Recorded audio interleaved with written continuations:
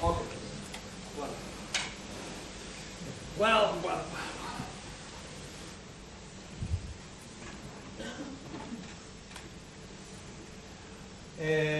Vamos a empezar a grabar ahora, ¿vale? Ok. Hola. Merci a tots per venir avui al nostre acte que avui organitzem l'Associació Catalana de Facility Management i sobretot merci al Col·legi d'Aparelladors que ha tingut la gentilesa de col·laborar en l'esdeveniment i l'organització d'aquest esdeveniment.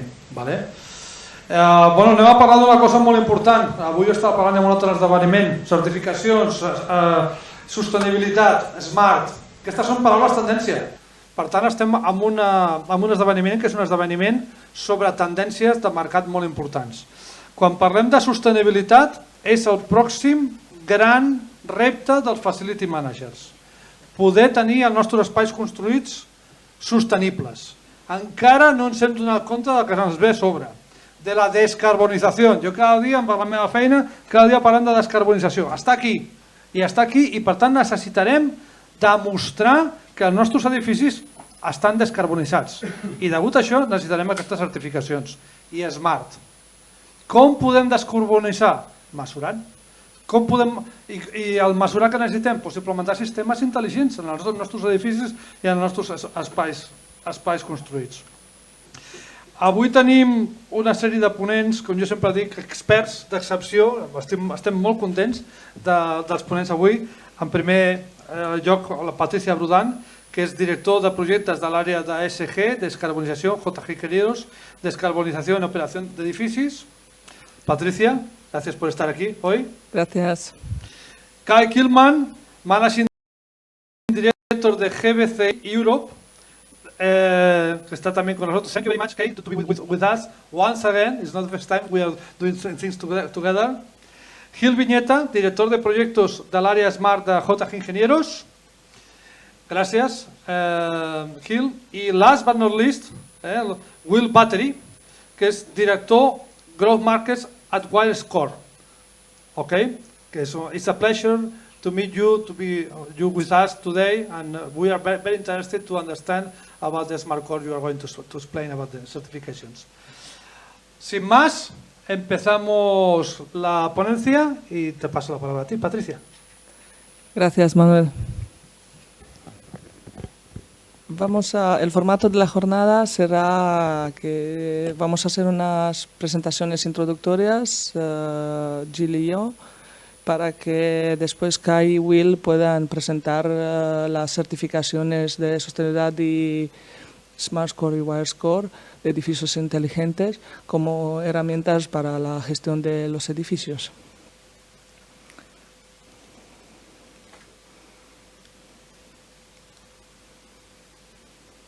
Tendríamos la primera parte con la introductoria de la descarbonización en la operación de edificios y la segunda parte que hará Kai sobre Sustainable Building Certifications as Tool for Low Carbon Building Operation. Quisiera poneros un poco en contexto de los impactos ambientales. Estamos ahora mismo enfrentándonos a un incremento demográfico, una generación muy grande de residuos, la disminución de la biodiversidad y la limitación de los recursos. Y estamos viendo que el calentamiento global nos está causando la elevación del nivel del mar, la disminución de las masas polares, el incremento de emisiones de gases de invernadero y, por último, fenómenos meteorológicos extremos. Nos podemos dar cuenta que hay necesidad de implementar un cambio y para eso básicamente tendríamos que tener en cuenta la sostenibilidad y sus tres pilares, el económico, social y ambiental. Hoy nos vamos a enfocar en los criterios ESG y la sostenibilidad corporativa. ESG viene de Environmental, Social and Government y son factores para evaluar la sostenibilidad de una empresa, de una inversión, más allá de los resultados financieros.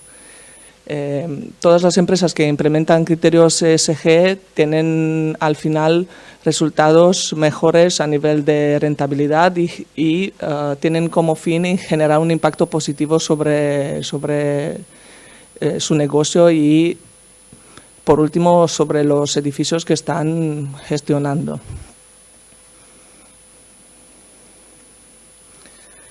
En 2018 se ha publicado el informe del IPCC sobre el calentamiento global y sobre la intención de reducción, la limitación del incremento de la temperatura del planeta a 1,5 grados con respecto a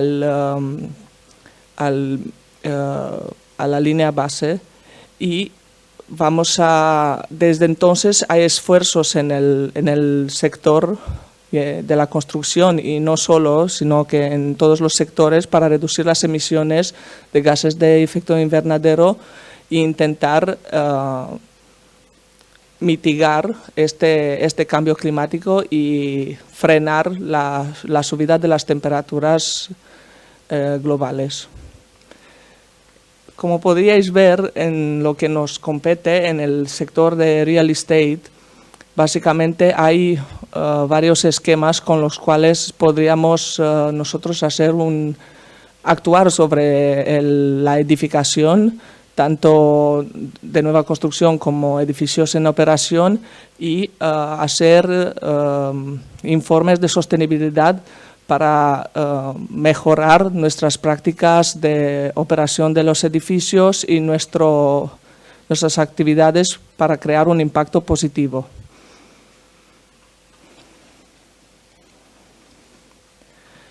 ¿De dónde empezó todo? Podríamos decir que es con la publicación de los Objetivos de Desarrollo Sostenibles, los 17, que después en 2016 se han entrado en vigor a través del Acuerdo de París y más tarde, en 2019, se han plasmado a través del European Green Deal, el Pacto Verde de la Unión Europea. Esto se ha traducido en un incremento en requisitos que primero empezaron con las políticas de responsabilidad social corporativa, pero que después han pasado a informes financieros de sostenibilidad y más adelante en la taxonomía europea y en la directiva de reporting de la sostenibilidad de las empresas, que ha entrado en vigor este año en 2023. Esto sería un poco el contexto bajo el cual los facility managers van a tener que tomar acción sobre sus edificios, porque los que actúan en este ámbito saben que una gran parte del trabajo de un facility manager es llegar a que sus edificios cumplan con los estándares y las normativas del mercado, y que los activos que ellos están gestionando tienen que estar como muy mínimo al nivel normativo, pero para generar más valor deberían superar estos estándares. Aquí os presentamos un poco qué significa la Directiva de Reporte de Sostenibilidad Corporativa, que prácticamente modifica la Directiva de Reportes No Financieros, y que a través de este estándar las empresas tienen que divulgar sus sostenibilidades y sus planes de transición a una economía más sostenibles, con objetivos basados en la ciencia. Entonces, como decía Manel, tenemos que medir nuestro impacto. Entonces, y para poder medir, primero nos tendríamos que poner unos objetivos para saber hacia dónde vamos. Y estos objetivos serían de acuerdo a la Directiva 3, la transición hacia la economía sostenible, objetivos para limitar el calentamiento global en línea con el Acuerdo de París y lograr la neutralidad climática hasta 2050. En Europa, la Unión Europea ha ido más allá y ha sacado la taxonomía para las actividades económicas, que es un sistema de clasificación de la sostenibilidad de estas actividades y que marca un plan de referencia para el crecimiento sostenible de acuerdo al EU Green Deal. Y la verificación de la taxonomía se hace demostrando la alineación con el criterio de Do No Significant Harm, no causar daño significativo, que está recogido en el Plan de Recuperación y Transformación y Resiliencia del Reino de España. A través de este plan se marcan los 6 ámbitos de este criterio de Do No Significant Harm, y el primero sobre el cual se tiene que actuar es la mitigación del cambio climático, lo que se traduce en un cálculo de huella de carbono.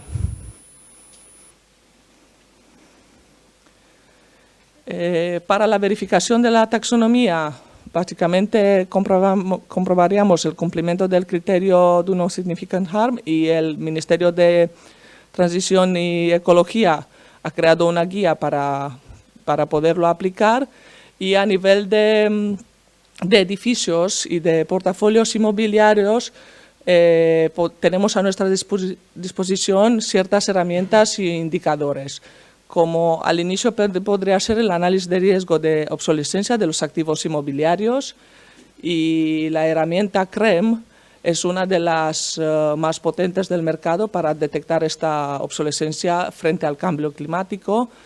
Se deberían identificar medidas de mitigación y mejora, y deberíamos implementar criterios de valoración para la adquisición de nuevos activos. La segunda herramienta que tendríamos a nuestra disposición es crear planes de descarbonización, que se pueden hacer tanto para nuevos activos como para edificios en operación. Y prácticamente estos planes de descarbonización a través de la medición de los impactos que tenemos ahora mismo, calculando una línea base y después intentando mejorar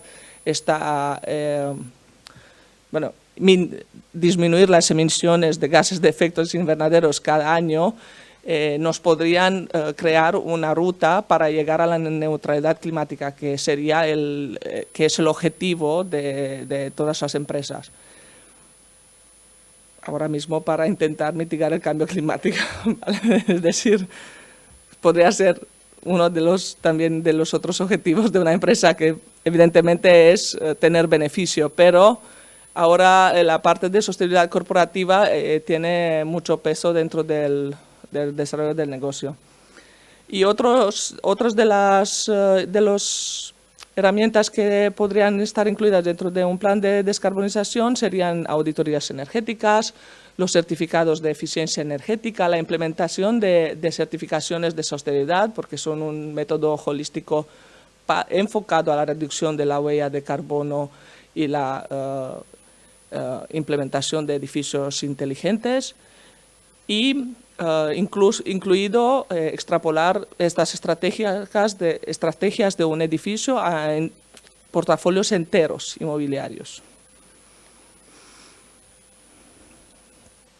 Como os decía, CREM ofrece un marco para medir el riesgo de obsolescencia. CREM significa Carbon Risk Real Estate Monitor, y permite a los Facility Managers estimar el riesgo de incertidumbre de sus activos inmobiliarios frente al cambio climático. Y además nos se calculan las emisiones y nos permiten analizar unas vías de reducción del carbono en un horizonte temporal, en una línea de tiempo. En el caso de la taxonomía del sector de la construcción, los requisitos mínimos para actuar sobre, por ejemplo, edificios nuevos sería mejorar la eficiencia energética y reducir en mínimo un 10% el consumo de energía primaria respecto a la normativa vigente, que es el Código Técnico 2019 para edificios Near Zero, muy exigente. En caso de rehabilitaciones de edificios, se pide una reducción de consumo de energía primaria no renovable de un 30% respecto al estado actual, antes de la renovación. Y en caso de adquisición de propiedad de edificios, la normativa básicamente empezará a ser más exigente a partir de 2025 y está aplicable para edificios construidos después de 2021. Los de antes de 2021 tienen que ir mejorando su rendimiento energético, incluir métricas de emisiones de gases de efecto invernadero lo antes posible. También, como el sector de la construcción representa un 40% de las emisiones globales de CO2, la Unión Europea, a través de la taxonomía, ha establecido el marco LEVEL, que es un marco común de indicadores de sostenibilidad para el sector de la construcción en el caso de momento, en caso de edificios de oficinas y residenciales. Pero sí que se está trabajando en otras tipologías de edificios. Han establecido 6 macroobjetivos, de los cuales los primeros 3 son sobre el comportamiento medioambiental durante el ciclo de vida. Todos, la valoración de sostenibilidad sobre los edificios siempre tiene en cuenta el ciclo de vida completo del activo, desde su diseño hasta su construcción, operación y fin de vida útil. El macroobjetivo 4 está enfocado a la salud y bienestar, y el macroobjetivo 5 y 6 están relacionados al coste, valor y riesgo de estos activos inmobiliarios. ¿Cómo podríamos, dentro de nuestros planes de descarbonización, qué tenemos que hacer para llegar a mitigar el cambio climático? Primero deberíamos calcular la huella e identificar los puntos críticos, huella de carbono actual, e identificar los puntos críticos de las emisiones. También a través de estos puntos críticos podemos establecer las medidas estratégicas de reducción de emisiones de CO2 y incluso crear hojas de ruta de descarbonización con el horizonte temporal que os estaba comentando. En el caso del carbono operacional, hablamos de consumo energético y gestión de las instalaciones del edificio. Básicamente dentro del... ¿Cómo? ¿Así? ¿Se ve? No. Bueno, ya lo veis. La parte en azul es la huella operacional. Entonces, básicamente para reducir las emisiones de CO2 de un edificio en operación, es de vital importancia que se mejore la eficiencia energética del edificio. Siempre se hacen medidas de coste cero, muy bajo coste al inicio, y después se va incrementando el presupuesto, que al final puede llegar a implementar una rehabilitación para conseguir esta mejora energética. Y el carbono operacional del mantenimiento y reparaciones es el carbono generado a través de las tareas de mantenimiento de sustitución, por ejemplo, pero también las tareas que son de rehabilitación, de mejoras, no solo de instalaciones, también de obra civil, que ahí, cuando llegamos a obra civil, ya podemos hablar de nuevo de carbono embebido, de los materiales, y se hace todo un rastreo de las emisiones generadas a través de la extracción, fabricación, transporte de los materiales a nuestro edificio. Y si queremos un enfoque circular, vamos a tener que planificar qué va a pasar al final de vida útil de nuestro edificio y mirar el carbono embebido residual de punto de vista, por ejemplo, de un diseño modular, un diseño para desmontar, de que los residuos que genera el edificio no estén simplemente llevados al vertedero, seguro que no, pero igualmente hay varios métodos para reintroducir o dar una segunda vida a los materiales que están dentro del edificio, y el que más energía gasta es un proceso de reciclaje. Entonces, hay 2 o 3 otras medidas que se podrían aplicar para poder reinsertar en el circuito tecnológico a los materiales del edificio. Y para acabar, quería continuar la idea del ciclo de vida del edificio y remarcar que en un cálculo de huella de carbono la fase de uso es la parte relacionada con el mantenimiento, la reparación, la reposición, el reacondicionamiento, el consumo de energía, el consumo de agua del edificio.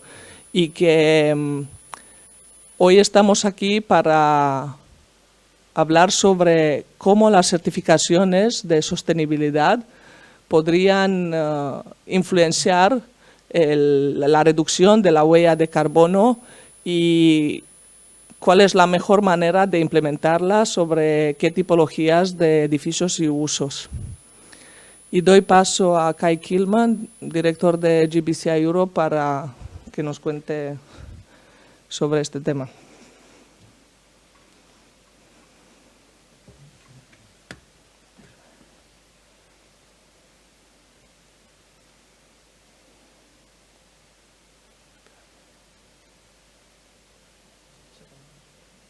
This one?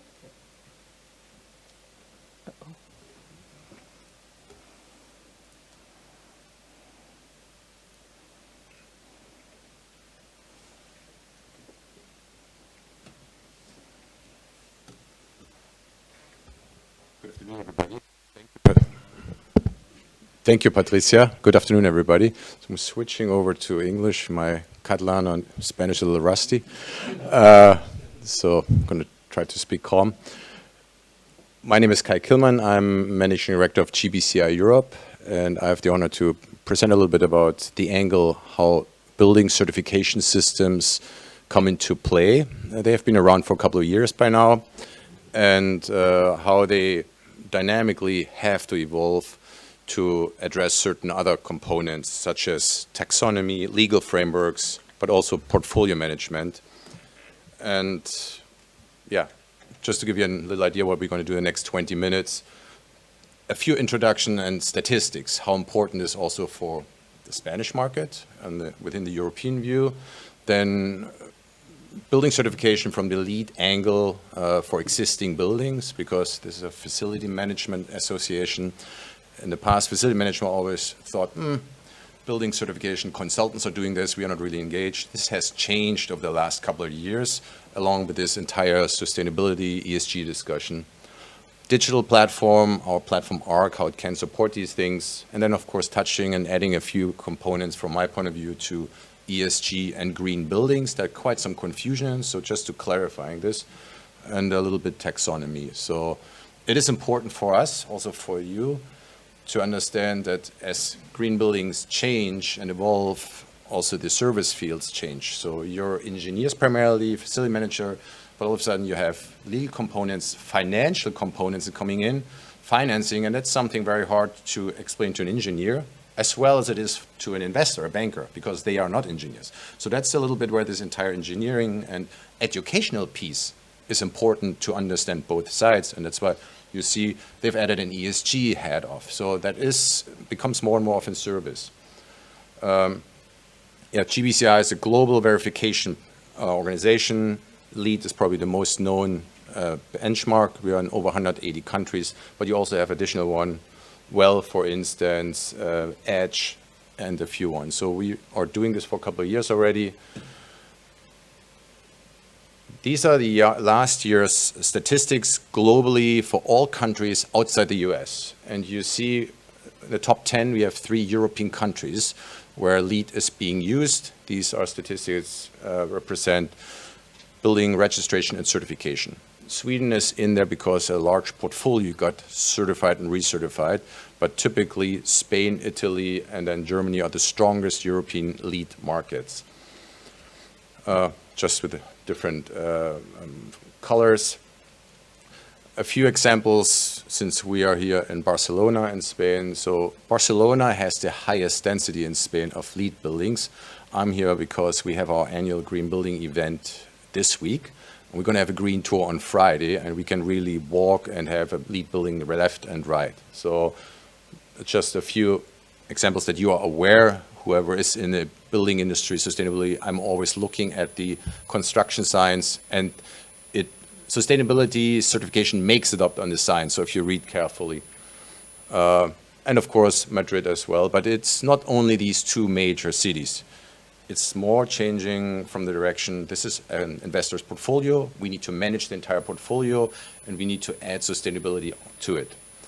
So I want to briefly spend some time to explain on a high level sustainability building certification systems, because especially for facility management or facility organization, this sometimes seems still to be far away, and it's important that they understand, because this is a service they can offer. In the past, facility management always thought, other people doing this, and we have no really leverage on spaces or buildings.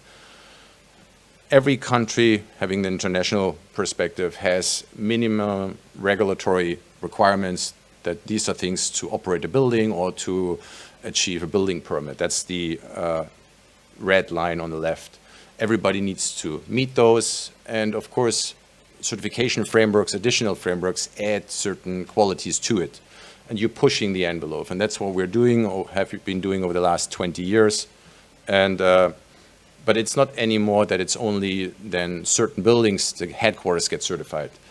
The intent is now, it has shifted, that we manage entire portfolios throughout. And of course, that's true for the entire life cycle of a building. It's from the new construction, where you set the foundation, from our perspective as BD&C, design and construction, but it's also for new space. Take a mall, take the Decathlon Starbucks shop. You can fit this out and underlay a certification for interior design. And then once things move into an operational cycle, from our perspective, we call it O&M, LEED operation maintenance, everything for existing buildings and spaces. We also have tools for urban developments, LEED for communities, and you do have a good pickup here in Spain, where we do see it's getting scaled. In Madrid, Novo Norte is the largest European development. It's pursuing LEED for communities, and you have a couple more on local levels, and of course residential. Certification systems, definitely LEED addresses all types of occupancy, so offices, retail, hospitality, data center, warehouse. It covers everything, and that's what a modern scheme should do, because at the end it supports additional needs of investors and owners. And then the typical final goal, most of the time that's what the client comes in, I want to achieve a certification level gold or platinum. So that's in a nutshell how certification system address the real estate market. Now, I just mentioned we are over 20 years old now, LEED is. The first certified buildings, or the first certification were achieved in around 2000. And over the years, certification has evolved. It had to evolve. And we are now at the step of a performance-based certification, not only from a prescriptive or strategically based as it was with the first scheme. That means performance-based, that operating organization, facility management can be and should be deeper involved.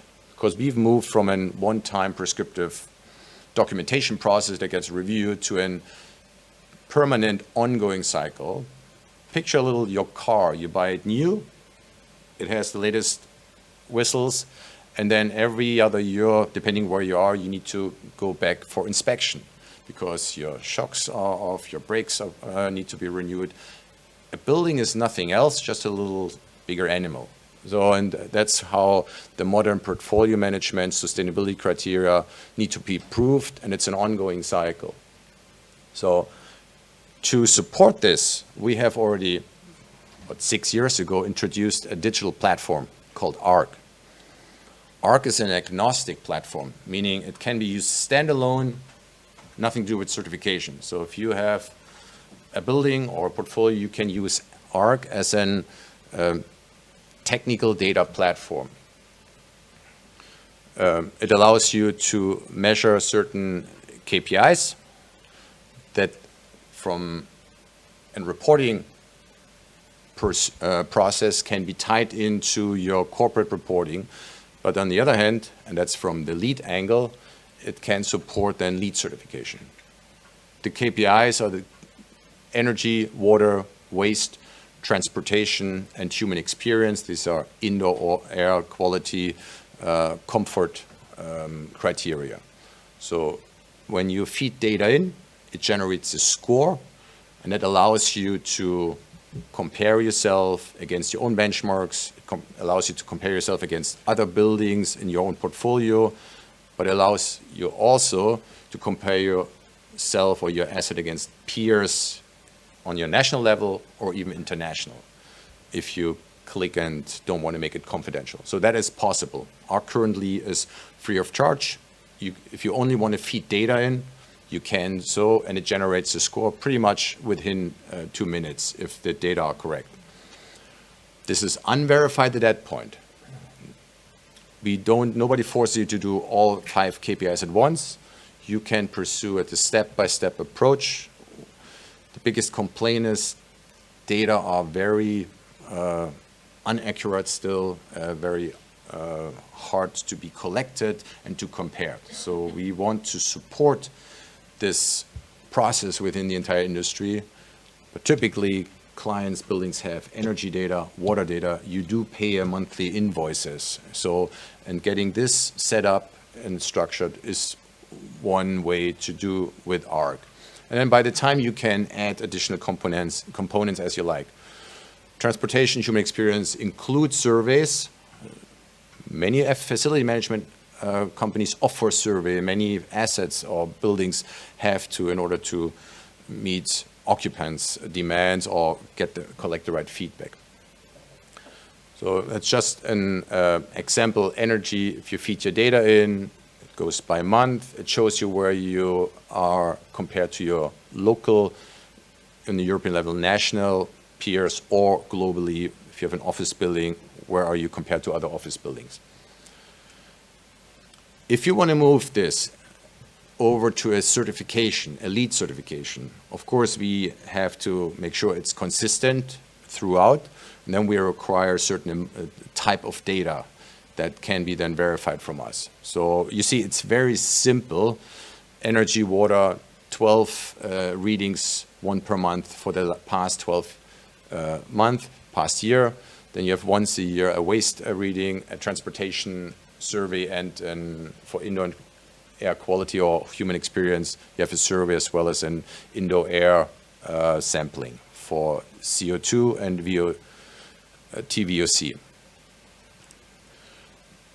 ARC allows you also to get only certain categories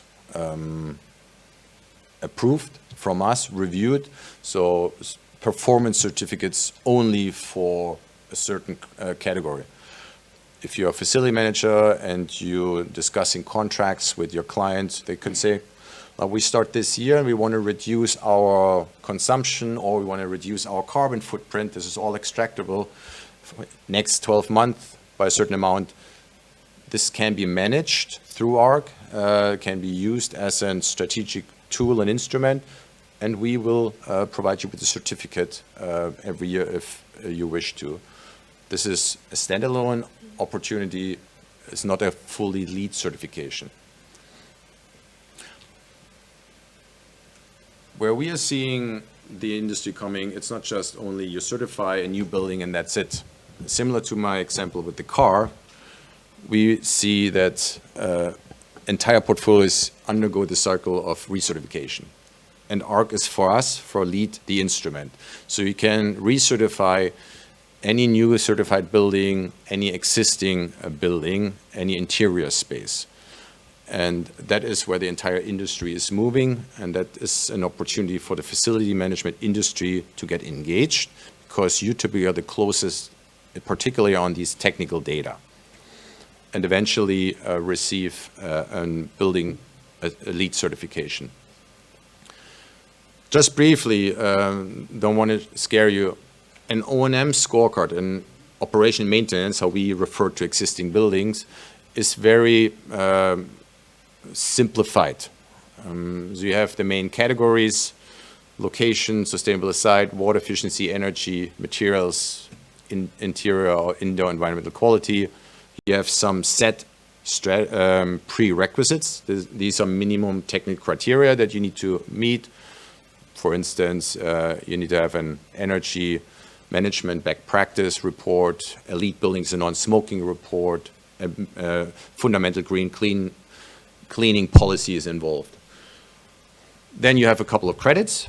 You see these are static credits. They are down to 10. And if you move farther, you have performance-based credits with points. And that's where we moved this entire certification for an existing building into a performance-based approach. And that's what happens in ARC. So with this, I want to just leave these digital platform, but I think we all understand everybody is talking about innovation, digitalization, but all these things need eventually to be able to talk together. If you use BIM, a new construction, eventually you need to have an exit for existing building or ongoing and implement also sustainability and have an exit eventually to corporate ESG reporting. So these are all components need together. Patricia mentioned also CREM. ARC is agnostic. It has several exit points. CREM is one of them. So you can use ARC and generate the CREM report or see the CREM performance. Portfolio management, I already touched on this. I just want to elaborate a little more.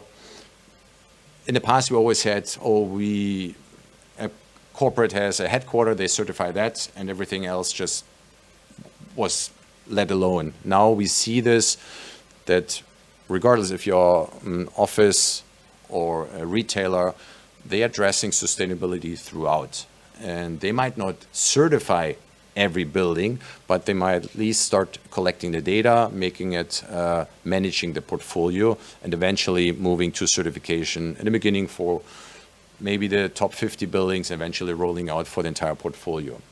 So ARC, digitalization with the intent also to move farther into a certification process is being used throughout with various types of clients. So you have facility management, corporate, property companies, portfolio management. On the right side, you see the different type of clients we have. So Schneider Electrics, Savills here in Barcelona, very strong. Prada luxury chains, we see those. Prada has certified over the last 2 years, 200 stores globally, another 100 this year. But the story is true for Starbucks, Decathlon. So just different segments.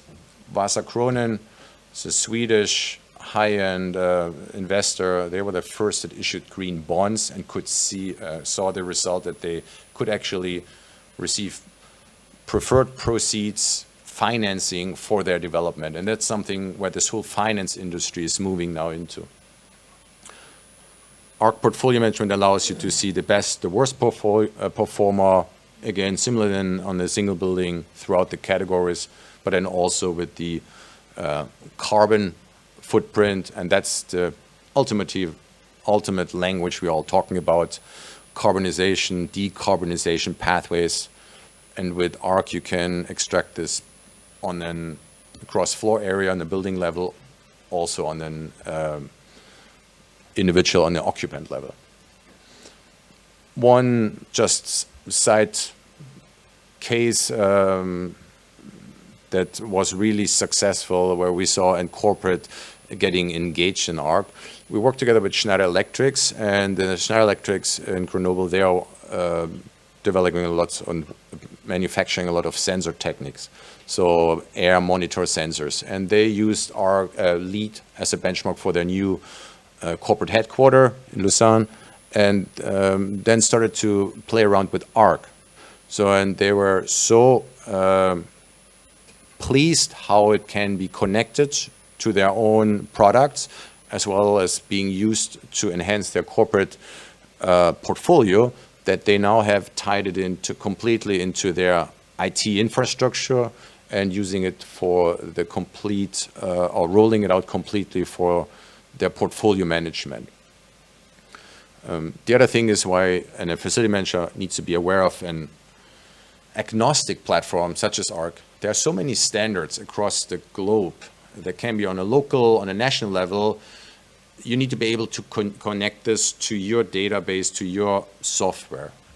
ARC would allow this, and it's important that you always have exits to certain other reporting instruments. Decarbonization is the ultimate goal that we all are, especially here in Europe, have in mind, set by the European Commission. The goal is that the European region is achieving decarbonization or net zero by 2050. So in each country in the European Union that works with different speed, LEED has a mechanism, we call it LEED Zero, that you can achieve or support this strategy within verified mechanism. LEED Zero is an operational zero, so it requires your building is operating. We have data for 12 months, and you can achieve a LEED Zero certification for carbon, energy, waste, or water. It requires you to use ARC as a platform to feed the data, and then aligns with LEED as well as with taxonomy requirements, EPCs, and others. Coming to my end closely, I want to just touch a little bit on green building certification and ESG. Patricia has already mentioned ESG. Engineers typically, and also within ESG, the E is fairly understood. These are technical components. This is just a snapshot what is potentially relevant for some clients. Each corporate has a different agenda. There's no fixed framework globally aligned. So it really depends who your client is, what are their criteria for their own internal ESG strategy. But those are just a few, and these are the ones for of technical nature. Now, as engineers and facility managers, it's important that you understand that the corporate might have a bigger picture why they need these data. Why do they need data? Because very often they support different additional reporting instruments of an organization that might not even be in real estate. That just happens because as a manufacturer of something owns hundreds of plants across the globe, and all of a sudden this is part of their reporting cycle. Not just technical reporting, it has moved all the way up to the reporting on the C-level. So the CEO becomes responsible for it, the CFO becomes responsible for it. So, and that's why it's important that this data reporting is simplified more and more, and is almost a seamless process. So as an example of this slide, if you're on an asset, a building level, you can report data feeding into a global report of an organization, which then might support other instruments. LEED is on a building level, and corporate, like a car manufacturer or a clothes manufacturer, might report into other or use different instruments to report. And that's something that needs to be understood. So corporate ESG and the green building are complements. They complement each other. This is important to understand. And corporate is interested, that the CEO is interested that the company, the corporate itself, is successful and he achieves the investment and the backup of all their stakeholders. And that's his intent. On the building level, a green building has the intent to provide a space for work or leisure or whatever it be, creating better spaces and operating better spaces and places. So this is a two-way direction, both benefit from each other. It's just on a different level, and that needs to be understood, where engineers primarily play and are familiar with the blue circle. The investment and corporate point of contacts are more familiar with the corporate, with the white circle. So, but fundamentally, they support each other, and this is our overlapping criteria. Maybe it becomes cleaner if you see this slide. You do have an entity. In this case, we have the Empire State Realty Trust, and they probably own not just one building. The one you see on the left, they probably own 10, 50, maybe 100 buildings. So, but all these data of these buildings, they might tie into their corporate reporting, how the corporate itself is functioning, how successful it is. And that's where other tools, as previously shown, tie into it. Not just building level tools with technical data for water and energy consumption. So they have to make sure that institutional investors are happy, that they are aligned with transparency regulations, and GRESB is, for real estate, one of the premier organization and more real estate companies reporting into GRESB. So that's just as an example, but especially for the real estate industry, that is key. And it's just a snapshot where these GRESB criteria all of a sudden add many other components that are, for an engineer or facility manager, likely not relevant. But you do see monitoring, building certification as part of it. But you do have other things where an CEO all of a sudden is responsible for policies, disclosure, risk, opportunities. How is a corporate being led, and how is the decision-making process done? So stakeholder engagement.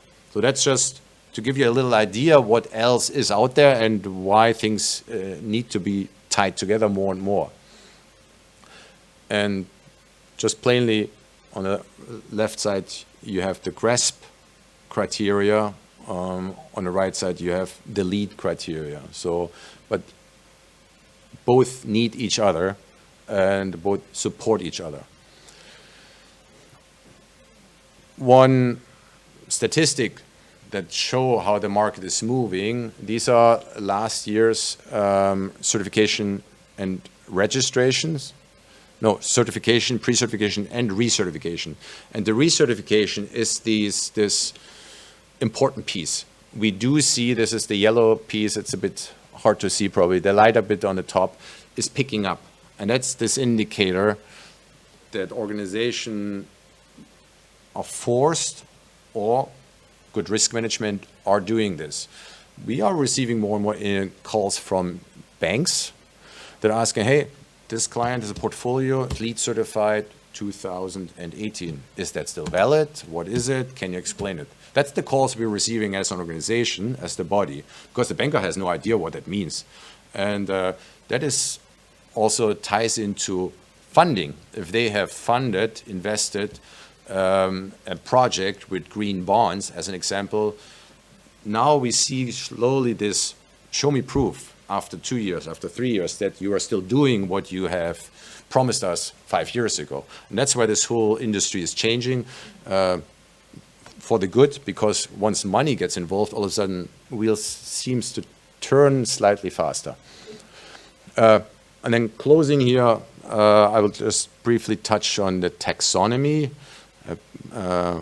Patricia already have done this, but this is key for us because we have in the past received all these inquiries. Oh, what about your certification scheme, LEED and taxonomy? LEED has been developed by the United States Green Building Council. What about Europe?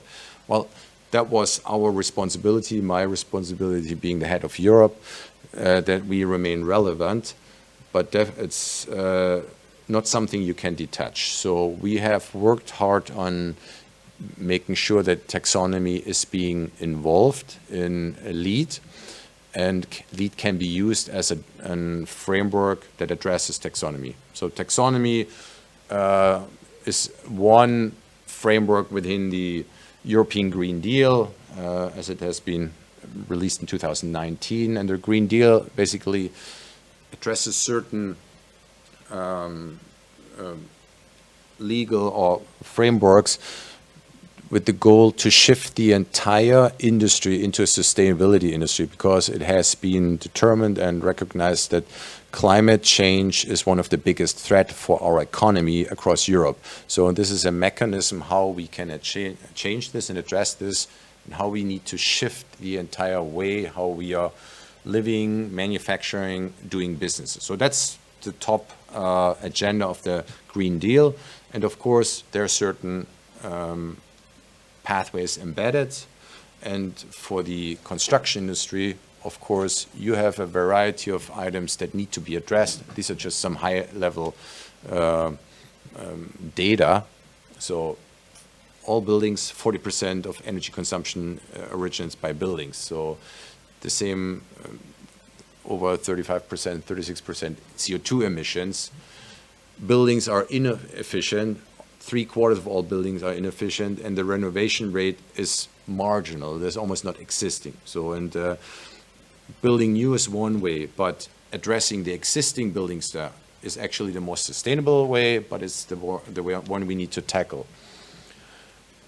So we have released now over 1.5 years ago a document that addresses that, but on Thursday we're going to officially announce, and nobody has seen this slide yet, neither you, that through ARC you can have a taxonomy alignment report. We ask you to feed in data, and with this data you can activate a pilot credit. Every LEED project can, and then it will be part of our LEED review, and this is a report then also meets the criteria underlaid in the taxonomy. So that will be really a big step forward. This is available for all projects, because we were thinking, is it only for European projects? No, we have clients in the US or in East Asia, and their portfolio has European projects. So you cannot put this apart. So we're actually thinking if that could be a standalone service as well. But from May on, this will be fully embedded as a pilot credit. And we will announce this week. That's the reason why I'm actually here. We have our annual green building event in Barcelona this year. And on Friday, we'll have a nice tour of green buildings, since Barcelona has one of the highest densities of LEED buildings in walking distance. So with this, I want to say thank you. Question afterwards, and then pass it on to the next speaker. Let's switch. Okay.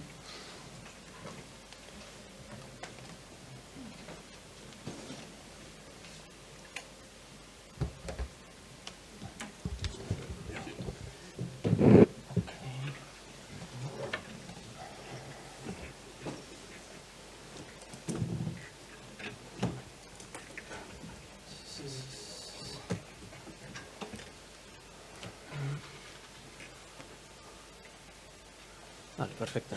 Se'm sent bé? Sí, no? La idea és ara poder fer una mica d'introducció sobre el concepte, l'estat actual dels Smart Buildings i els reptes principals, i veurem llavors com lliguem això amb com des de Wiredscore i Smartscore doncs, s'està posant, diguem-ne, una guia, no?, per poder resoldre aquests reptes. Primer de tot, doncs, posar una mica de definició, no?, sobre què entenem per Smart Building. Doncs, és aquell que optimitza les prestacions de l'edifici en base a una triple estratègia. La triple estratègia que entenem nosaltres és, primer de tot, una monitorització intensiva dels paràmetres de funcionament de l'edifici, els principals paràmetres, a la vegada com recollim dades a través de la interacció amb els usuaris, és a dir, les persones passen a ser també uns sensors vius de l'edifici, no?, que també ens proporcionen dades, i com a través de l'anàlisi de dades que ens proporciona l'edifici i el que ens proporcionen els usuaris de l'edifici, doncs podem extreure unes conclusions que ens permeten millorar, implantar accions de millora contínua. Seguint una mica amb la definició, la importància d'un Smart Building dins d'un Smart City. O sigui, l'Smart Building és com un node IoT de la ciutat que reporta dades. És el primer pas per aconseguir un Smart City, diferents edificis de diferents tipologies, hospitals, centres sanitaris, educatius, culturals,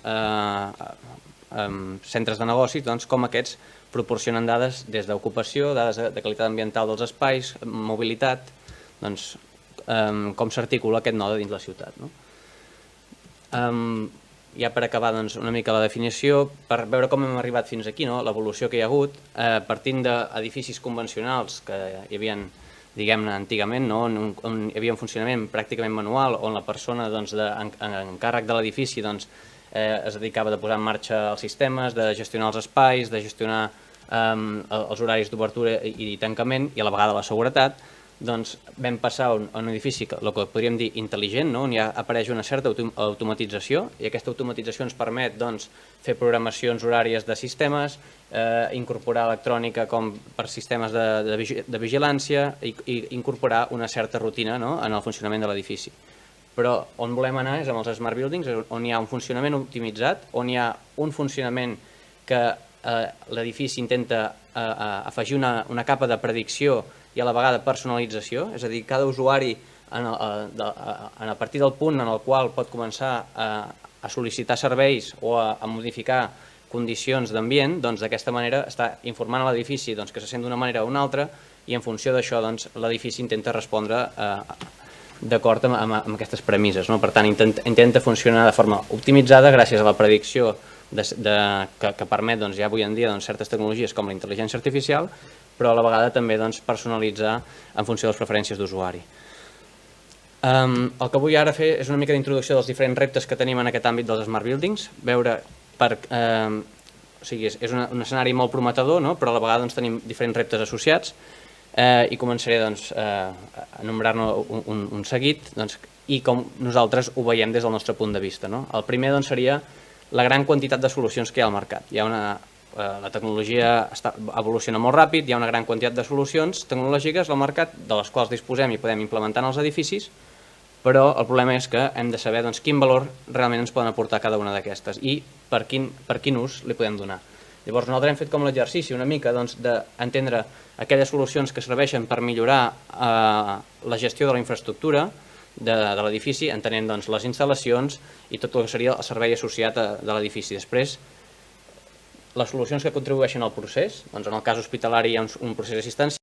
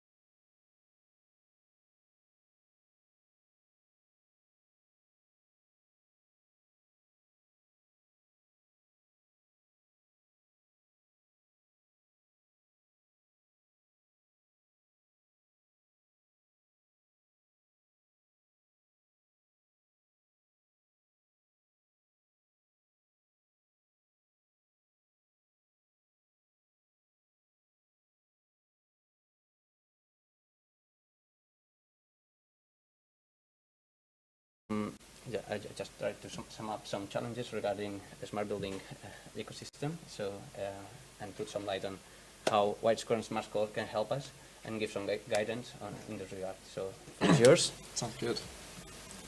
Thank you very much. Firstly, thank you very much for Manuel for the invitation and the interesting speeches so far. I've only picked up a bit of Patricia's and Gil's speech, but I think they're talking some interesting points. I'll trust them so far. My name is Will Buttery. I have the great pleasure of being director in the team that we call Growth Markets, but I joined Wiredscore only about 2.5 years ago to launch us into Spain and Portugal.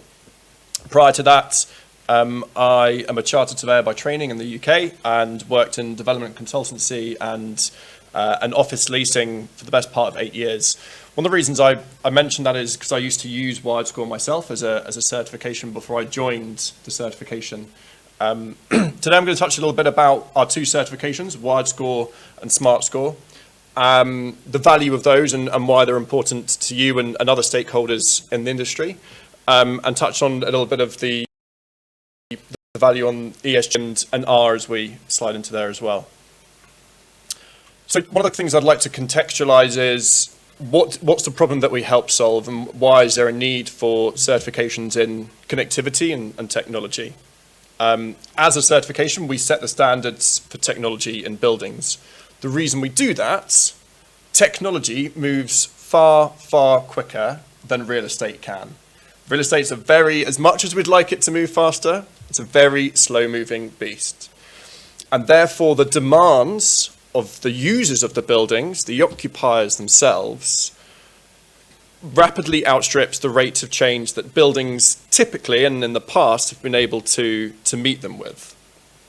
So that causes an issue, ultimately, between what the occupiers, the users of the building, want from their real estate and what the buildings are actually providing. So we use our certifications to help bridge that gap by ensuring the user's requirements in that technology front are met and ultimately are delivered as a landlord responsibility. And like I mentioned, we do that with Wiredscore, which is our digital connectivity rating. And that's applicable, we're much younger than LEED, so that's applicable for offices and residential, and Smartscore, which is applicable for the office sector. You recognise the words underneath there, but similarly we have our certification levels of certified, silver, gold and platinum. I wonder where we got that from. But which again relates to the quality of connectivity or smart building technology. I realise we're at 6:15. You guys have very patiently listened for over an hour already, so I'll keep this going quickly. And if you have questions for anything in particular, please do come and find me afterwards. We work with our clients, the investors and developers of real estate, for two broad reasons. The left-hand side, I think, is the more obvious side for certifications, the building-specific benefits. People often see us as just a badge, and it's so much more than that. But there is the leasing and brand value within that, the design and the operation, of course, and delivery of these buildings, both for existing and new developments, and increasing their asset value. Our clients ultimately aren't going to pay for this for no reason. There's going to be a commercial value behind that too. And alongside that, I think much less obvious is the business and reporting benefits. It's much less interesting, I think, but it's a necessary pain which all of our clients need to go through, ultimately to demonstrate what they're doing really relates to delivering best-in-class buildings, if that's what they're claiming. So through alignment with ESG and R strategies, we have a portfolio benchmarking tool and helping our clients with investor reporting. This gives us a little bit of a story, if you can see that, of Wiredscore and Smartscore. I just want to take you back to where we started. We only started in 2013. I wish it was my idea. It was a man much smarter than I. It was actually Michael Bloomberg, when he was mayor of New York City. He really recognized the need, or the fact that the big technology companies didn't recognize New York as a tech hub. You know, Amazon, Facebook, Google, rapidly growing in Silicon Valley and San Francisco, but didn't really view something like the Empire State Building as a place to put a technology company. He wanted to rectify that, and so wanted to create a tool which demonstrated how well connected the buildings were in a language that the occupiers themselves could understand. Since then, we've expanded to over 36 markets. Most recently, 2 weeks ago, we launched in Thailand, excitingly. And like I mentioned, I had the great pleasure of launching us into Spain and Portugal during COVID, unfortunately, but still a great pleasure. We work with a wide range of investors and developers as our clients. Many of them, I'm sure you'll recognise here, from a Spanish perspective, they include Pinebridge, Benson Elliott, Comarch, Patricia, AXA, Ardian, Hines, Savills IM. I could keep going, but you hopefully get the idea a little bit there. But as well as that, we work with Merlin Properties, is one of our largest clients as well. We work with them on 27 buildings in their portfolio already. And ultimately, and honestly, one of the key reasons we came to Spain on an accelerated basis a couple of years ago. And for context, there's over 90 million square meters certified with over 900 clients. So there's over 8 million people in Wiredscore buildings in over 160 cities. Moving on from this, I'm going to look at Wiredscore and Smartscore. I'm going to keep the Wiredscore section short because I think it's more interesting to look at Smartscore, particularly from an operational perspective. But I'm just going to go over the basics of it and why it's important. I just want to draw out the first figure here. 300,000 euros is the cost to a business, on average that is, if they lose their internet connectivity. Now that's a figure that no company can stomach from a productivity or profitability perspective. The reason that's an issue, 70% of the time, it's outside of their control. It's down to the infrastructure of the building. So they can only mitigate that risk 30% of the time. They want to ensure that the real estate they are moving into or operating in already is therefore fit for purpose, and they're not going to be having that 300,000 euros costing them every hour if they lose it. The way that we help tackle that, I'd normally go over some more slides, but I'm keeping it concise here, is the 5 key areas you see in front of us. Wiredscore helps ensure that the buildings that we certify fundamentally deliver the right level of connectivity so that you have what we'd call a seamless digital connectivity experience. The moment you walk in the door, you can be productive, whether that's through Wi-Fi, mobile phone offering, but then also alongside ensuring that that's continuous, there's strength and security around it and resilience as well. But also to ensure the infrastructure of the building, whether that's an existing or new development, can provide the flexibility and so it can adapt to the needs, like we said, of technology in the future. I mentioned earlier on, there's no such thing as a free lunch. And in terms of why this is so important for our clients, very excitingly, we had a study done on us by Moody's Analytics, the global rating agency. They looked at Wiredscore certified buildings across the whole of the United States versus non-certified buildings. And from their perspective, on a commercial side, the figures speak for themselves. So lower vacancy rates, longer leases with the companies they're attracting, better rental growth and higher rents. All of this adds up, particularly when you look at it across entire portfolios. So as well as ensuring that we're providing connected and forward-thinking buildings on technology, there's also the commercial benefit to it, of course. Right, I'll move on to Smartscore. There is a video, I'm going to skip straight past it, so I hope it doesn't load, and we'll move on to why smart buildings are important. Before I do that, actually, would anybody care to volunteer how would you define a smart building? What would you call a smart building? What does it mean? Anybody want to try? Any ideas? Building who has a technological infrastructure to optimize the exploitation and to make better experience for the people who's inside. I like that experience, completely agree. Anybody else? Now, one of the issues is, if you'd all volunteered an answer, I can always guarantee they'd all be different.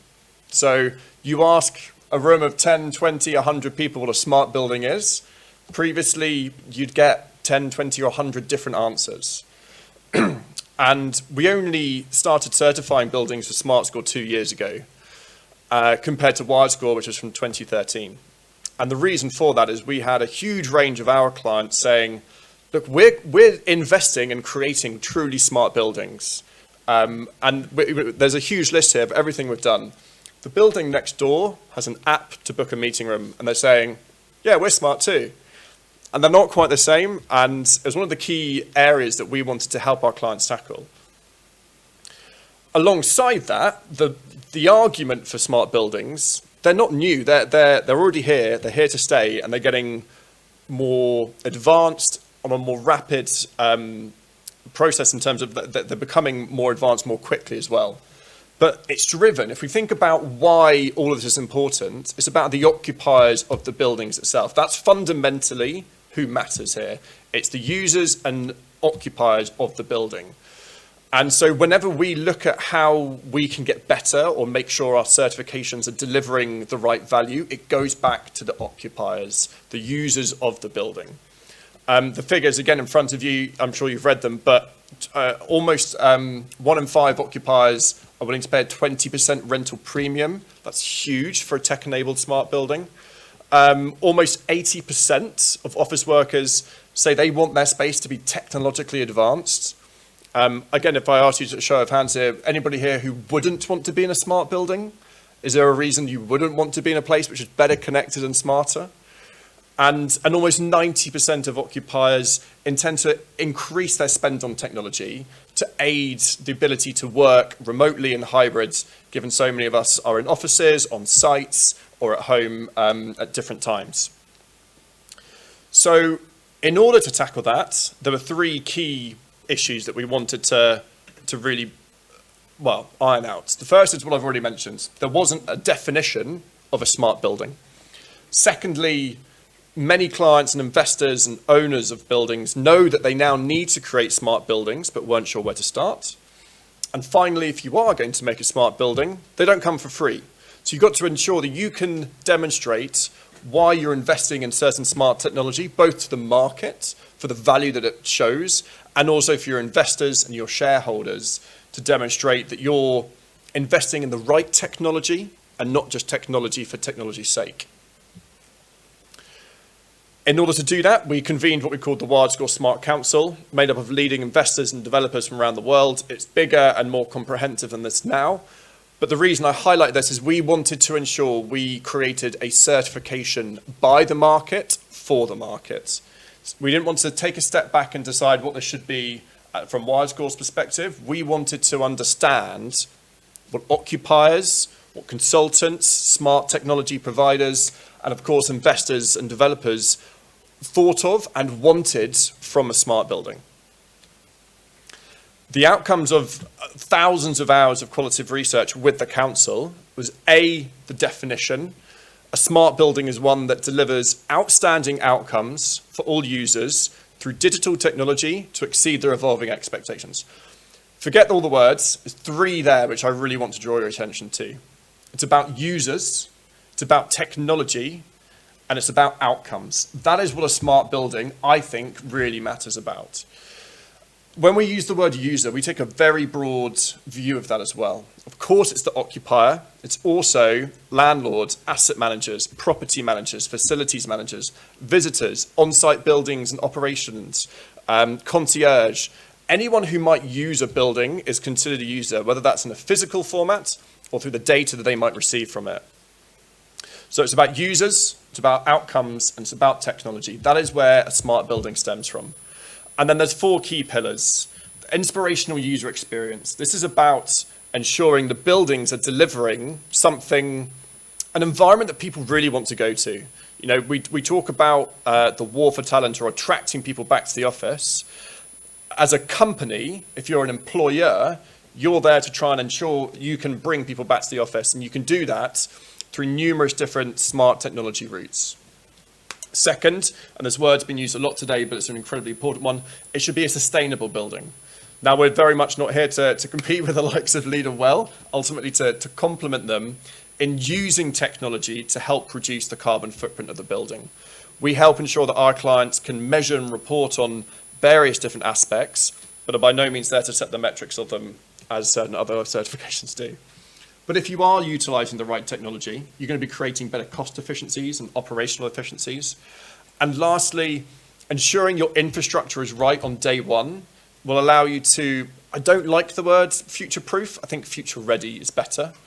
Because then you're really able to flex and adapt to those technologies that we don't know about in 10 years' time, but we know will be coming, and having the right infrastructure will allow you to deliver them. I'm just conscious of the time. It's been 15 minutes. I'm going to skip through just I'll stop earlier is what I'll do. The way that we measure buildings, fundamentally, we had to rip up the rulebook and reassess this. So what we call the user functionality are based around problems that someone could face in an office building, which can be improved or solved through smart technology. Underneath that sits the technological foundations. Now, you could, if you wanted to, go from a bottom-up approach of, right, we'll use this technology, hopefully it has this performance indicator, which has this outcome, and therefore we'll get a smart building. Actually, you should be looking at it from the other way around. Smart buildings, you should look from the top down. If you understand and know what you want your outcomes to be, you can create the right smart building strategy for you and your occupiers, and therefore deliver on it by then creating or utilizing the right technology and creating the best outcomes. So like I mentioned before, we have those 4 key pillars. Within our user functionalities, we have 6 key areas or headings in terms of productivity, health and well-being, sustainability, communities and services, so creating that community engagement in a building, maintenance and operations, and then safety and security. And then sitting underneath that is the technological foundations. That's what delivers the robust processes and procedures to deliver these fantastic outcomes. So digital connectivity again, building systems, a converged landlord integration network, governance, so having a smart building strategy in place and committing to it, cybersecurity, and data sharing. Data in a building will fundamentally become part of the valuation in the future if it hasn't already done. And ensuring that you can capture that, utilize it, and share it with future users and purchasers of a building is incredibly important, alongside all of GDPR, which I know we all love. Importantly, there isn't one route to a smart building. You can create it in multiple different ways, and our scorecard, our certification ensures that matches what different people want to achieve. The next few slides have a lot of words on. I'm just going to pull out a couple of them. These are all the different areas within the user functionality. Given that we're focusing on an operational and facility side here, I think you could be impacted / improved through using something like Smartscore, whether that's building access and visitor experience, finding people, lift optimization, and of course, energy reporting and optimization on the sustainability front, but pulling out on maintenance operations, building cleaning schedules, ensuring that the building is cleaned in the right places at the right time, and also being able to cut back on that from a cost efficiency perspective. I'm just pulling out some very specific ones there. I'm going to skip forward because otherwise it would take all day. I'm going to go through these quite quickly. I've already touched on that.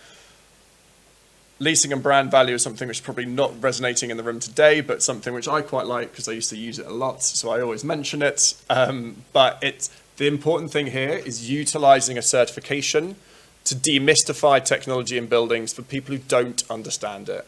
And that's what we're trying to help to do. Utilizing a scorecard and framework that we have as a global standard to really provide best-in-class operations and delivery of a building. If you get it right on day one, it's not going to be perfect, but you're going to get a lot better results at the end of the day if you continue to stick with that. I've already mentioned how it can help increase asset value. At the end of the day, that's what all of the clients really are looking for. There are certain needs which need to be met, and commercial ones are certainly at the top of the tree for most people. We have a portfolio benchmarking tool, similar to the one you saw earlier today, to look at how buildings compare to one another in your own portfolio or across different cities, and of course, investor reporting. I'll stop there, apart from just mentioning GRESB as well, and I should very much mention how there are crosswalks, how it can tie in with leads, because ultimately, like I said, we're not here to set the metrics, but we're here to ensure our clients are measuring and reporting on that data in the best way possible. And then GRESB has been mentioned as well. I'll leave it there. What I will say is thank you very much for your patience today, and I've very much enjoyed hearing everybody else's, and thank you again for the invitation. Thank you. Thank you very much indeed. Gràcies. Mercès. Preguntes a la sala? Alguna pregunta? Otherwise, I'd say it's time. Oh, really? Yeah. I'm gonna ask this in English. With the last I was connecting the dots, and on the one hand, I'm concerned about the business case. Right? So connecting the dots, on the one hand, we have that overall the cost can be between 10 to 15%. Our experience. I mean, it's our experience with the projects we've done. Let's say 10, let's be concerned. Yeah. Let's say 8, for instance. On the other hand, it has been mentioned that the premium in rents. Hello? Yeah. The premium in rents, it can be between 1.5 and 2.7, if I remember correctly, percent, the increase, right? Even if In that it's study, yeah. 7, let's say. And I'm, in case it's not clear, I'm a business person, not a technical one, so I know nothing about infrastructure. But I know about investing, so my concern is how do we make people invest? By people, I mean investors and, developers and landlords and everybody, into something that is really needed, because we need to move from what I usually call brown buildings into green buildings. But however, the investment is so high compared to the returns that if we don't have mandatory investment, be that through regulation, for instance, be that through some subsidies for this kind of investments, be that we decrease the costs in any way, or we increase the income in any other way, That's the main challenge I see, again, as a business person. I would like anybody to give me some tips on this. Well, from my point of view, I would say that there are different streams of return on investment. One would be like the increase in rental fees, but also, as mentioned, right now we only have several use cases regarding, for example, Wiredscore, but in the future, I guess we'll have more use cases regarding Smartscore and smart building return on investment studies. But I would say that apart from the rental fees, there are the ones regarding cost efficiencies in terms of maintenance and in terms of sustainability, that we are gathering this evidence to prove that there's a ROI on that. So this could be added to the rental value.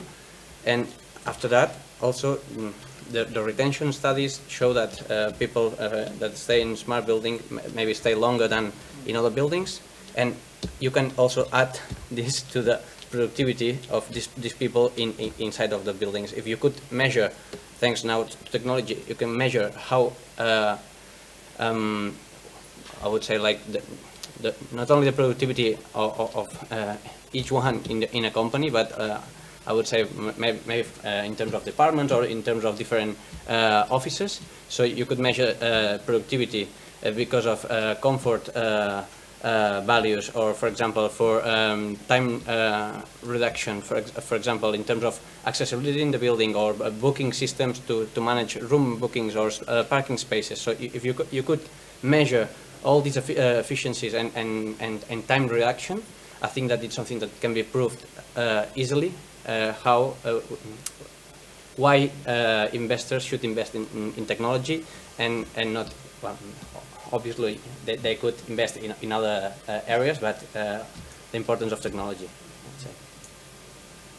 I'd say. I'll answer very briefly from a commercial perspective. I think Gil's points on creating more operational and cost-efficient building, running it, yeah, that helps. But if you don't meet what occupiers are looking for today, and therefore what they're going to be demanding in the future as well, you're not going to lease your building. You're going to be left behind. Speaking frankly, there's a lot of office space coming online in Barcelona at the moment. Ensuring that you have the best real estate and demonstrating that in every way possible will be key to ensure that you're attracting the best tenants who have the best income profiles and therefore provide the best yields on your investment. Alongside that, if you have a 10,000 square meter building and I mean, on a monthly basis, that's 250,000 euros on lost rent if you don't find an occupier moving into it. So every month that you don't lease it, that's 250 euros of sunk costs. So the quicker you can accelerate your leasing campaign by demonstrating you have the best building, it's going to quickly outweigh any of the costs that it might be up front. If I may just add, this is interesting to hear because we had discussion with sustainability and building certification like 10 years ago. Same discussion, just delayed. I think the question is different. What happens if you don't do it? You know, that's where it shifted because you fall behind and you basically have a product with a quality that is lesser of everything around you. So that's the market is actually expecting this. And with sustainability, it now has become a standard in the commercial industry. If you don't do it, you won't get financing everything. And that's the same thing, just moving even faster since, what do you say, this IT and everything is evolving so quickly. So I think this is the different perspective. We had exactly the same, what's the upcost on LEED silver or LEED gold. Meanwhile, general contractors, LEED silver is included. There's not even up price anymore because the products moved along, they are available. So, and I think this is the same discussion on the question that was posed. It's a bit different, like these are North American data. In the US, it's a bit different than if you're in the UK or in other countries. But I think on the big picture, that's exactly the same thing. It's just what happens if you don't do it. It's a sort of risk management if you invest. Lastly, Kate, you mentioned earlier on sustainability-linked loans, green loans. Even if you're saving 25 basis points on your finance, if that's across a 200 million euro loan, and you can find cheaper debt, which is very apparent and readily available for sustainability-linked debt, you're going to be saving, again, so much more than the cost of the buildings would have been up front. So efficiencies, leasing, finance, and making sure you're not being left behind. Thank you all. Approach, huh? Yeah. Yeah, I don't want to get misinterpreted. I want to get I'm selling technology. I'm selling this kind of things to clients. So this is a typical conversation that comes, and for me, what is, I think, missing in line with what Gil was mentioning at the beginning is like, we need to get better, I think, in measuring things in a concrete way. So when we have these kind of conversations, we can show something more. Yeah. Thank you. Maybe one thing that it could be useful is real cases, no? Case studies. I think for sure you have several case studies that it's possible to share. Y ahora cambio a castellano. Yo creo que aquí en España ya se empiezan a ver casos en los cuales que al aplicar estas certificaciones el valor de los inmuebles sube. O al menos eso es lo que yo estoy viendo. Me han dicho más en Madrid que en Barcelona. O sea, que aquí en Barcelona tenemos que mejorar, pero esto ya está empezando. Por tanto, esto yo creo que es una parte importante también. Porque si ves que alguien ya está haciendo algo, bueno, es un argumento muy potente. ¿Alguna otra pregunta?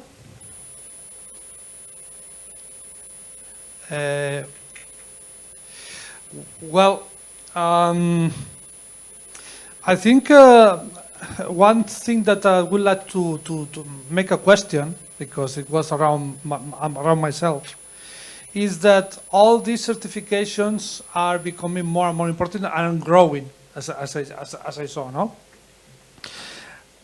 In this case, this is an international benchmark, right? If you have one of these, you can do a benchmark internationally, right? For that reason, in which geographies in Europe do you think this is more sensible for both certifications? Which countries are more sensible and you think in Europe are going to implement more these certifications? Kate, you've got the data. On the big picture, for us, Europe is the most competitive but advanced sustainability region. Also, we are, in this case, united region with a united goal, European Union, Green Deal 2050. So let's just simplify. Other regions are not that clean. The US just have the same things. I also see it in India, where all taxonomy tools are moving into place, following basically European and US market. So these certification instruments we cannot anymore differentiate, oh, they're not happening in Eastern Europe or they're not happening there. Because if you are an asset manager or you're an investor and own a portfolio, you basically, okay, I have my Nordic portfolio, I have my Eastern European portfolio, and they are forced to have consistency. The similar criteria or same criteria apply so they can compare, they are comparably. And therefore us, there are definitely markets that's still catching up, but if you're an international operating portfolio manager, your rules apply throughout. And then you wouldn't settle for less in Albania than the one in Greece, just because they're on the other side of the border. So that's, of course, you have different rating systems, but then there's a different discussion. Is it an international? What can I do with my system? But it's, from our point of view, certification in the commercial world with international players, this has become a standard. Okay. You will, in the case of certification, in Europe, do you see some countries more interested to implementing than others in Europe? Two sides to it. One, we're much younger. So, for example, we've only been in Spain and Portugal for 2.5 years. But anecdotally, I would say that the more mature real estate markets, UK, Germany, France, I'd throw Spain and Italy within them as well, have a higher appreciation for smart technology and a greater level of adoption compared to other markets. But I'm not saying that as a blanket statement, but I think the sophistication of both the real estate market as a whole and also what people in those countries from a cultural perspective demands. So Sweden, for example, is a very busy market for us as well, because I think as a culture, they are more demanding of their companies and their real estate from both a sustainability and technology perspective, and therefore we resonate from the ground up as well as from the top down. Okay, thank you. And Patricia and Gil, en España, ¿cómo estáis viendo la apreciación de ambas certificaciones? ¿Cuál es la tendencia? ¿Hay alguna geografía en España que esté más avanzada que otra? No sé, ¿tenéis alguna percepción?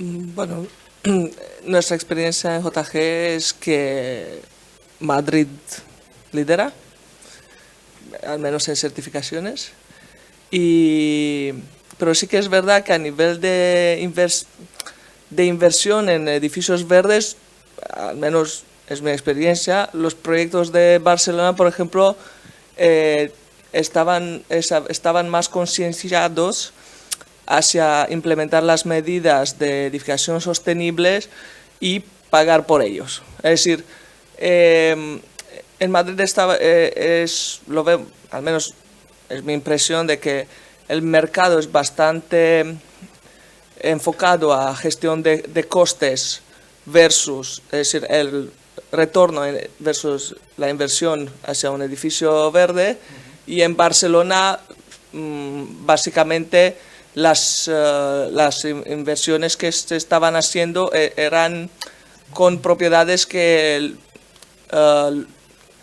lo tenían como interiorizado, ¿no? Es decir, los principios los tenían interiorizados, pero sí que es verdad que esta es una experiencia personal nuestra con clientes, y a lo mejor otras consultorías lo han vivido diferentes, pero sí que si miramos así.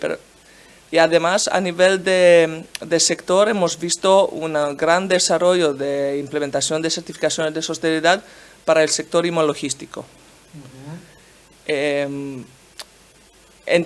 Entendemos que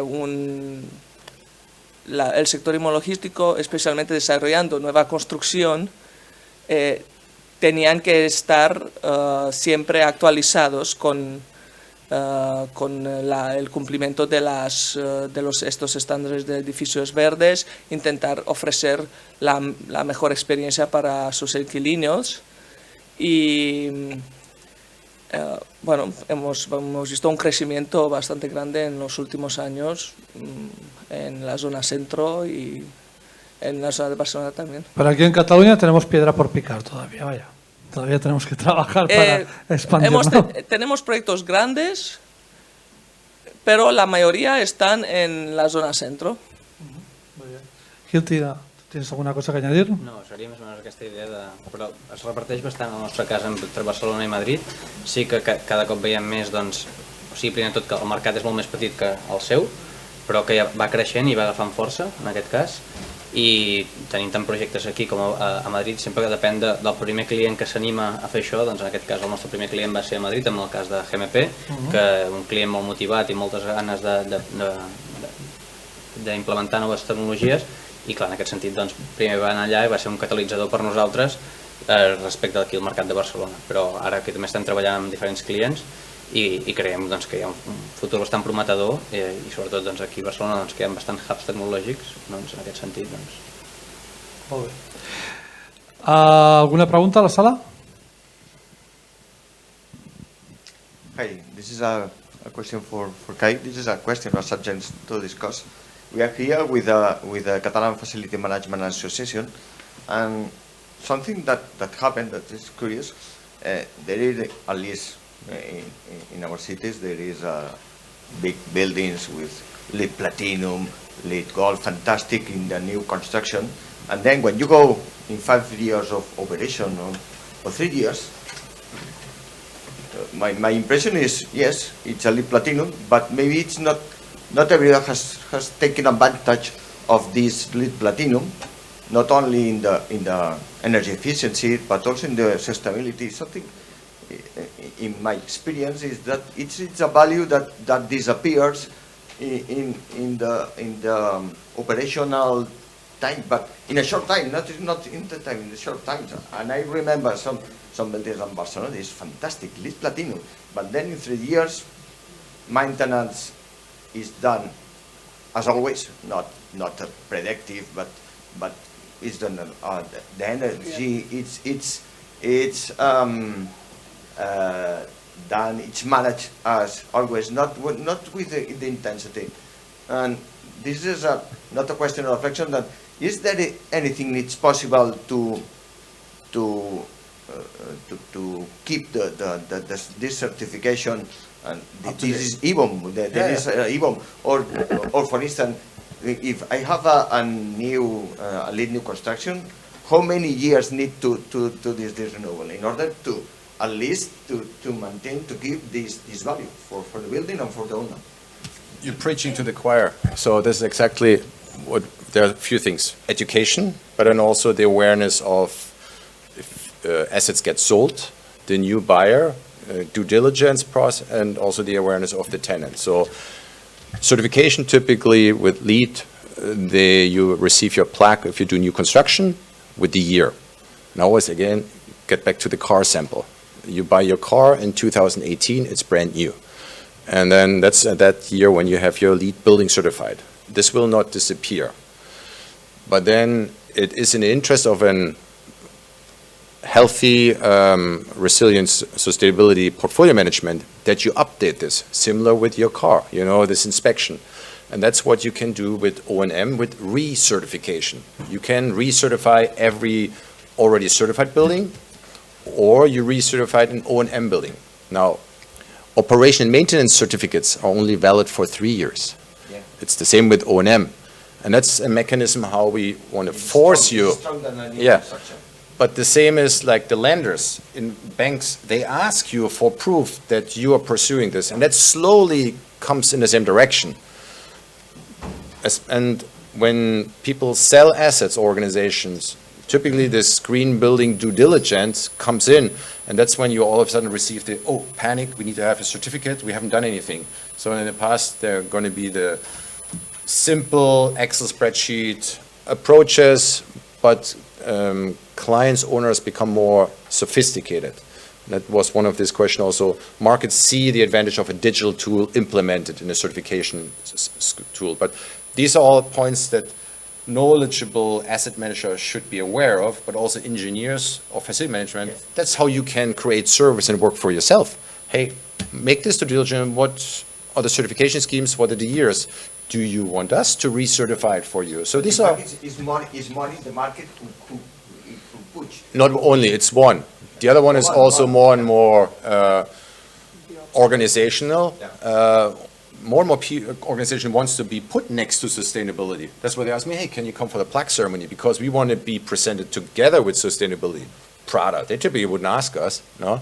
So, but that is shifting. Image, tenant retention, clients or in a building that live there, oh, we live in a healthy building, but also higher productivity, less sick days, all the soft factors. That becomes more and more an acceptable and then requested data point. So, and then that's something that needs to always be communicated, and people are responding, organizations are responding and using to this. I mean, especially with building certification and recertification, again, because there's a tenant change, there's a change of HVAC system, IT is much faster even. Yeah. So. Can I add something? Please. No. Basically, the new construction schemes or grant rehabilitation include a commissioning process, and usually buildings that score high, like gold or platinum, usually have an enhanced commissioning process that actually entails to do a commissioning audit 10 months after occupancy. So basically, it's in the power of the facility managers to read the commissioning report and the O&M manuals that get generated throughout this process and implement them during the operation of the building. And then, when they want to benchmark, they could recertify with O&M scheme and keeping up to date with data collection, measuring carbon footprint, and trying to reduce impact. But basically, by doing any type of certification, O&M has this best energy management practices as well, which is also energy audit, commissioning, retro-commissioning. So basically, you have all the tools at your disposal to better manage your building. You just need to be involved in the work. You have to put in the work. ¿Alguna pregunta más? No? Bueno, gràcies, thank you very much. Gràcies per haver vingut. Ara tenim aquí un petit refrigeri on podem fer més networking i parlar entre nosaltres i fer més preguntes amb més familiaritat. I només volia comentar que aquest divendres tenim una visita a la fàbrica Circuitor, esteu invitats, veurem la fàbrica Circuitor i Circontrol. El dia 10 de maig, que és el dia mundial del Facility Manager, 10th of May, World Facility Management Day, tenim un acte al Col·legi d'Enginyers, a Via Laietana, en la qual parlem de certificacions i assessories, tant la part d'edificis com indústria. I també estem preparant un altre webinar, això ja ho anunciarem, i les diverses activitats que estan a la web, que us invito a inscriure-us per anar rebent contínuament tota la informació que fem i tot el que estem desenvolupant.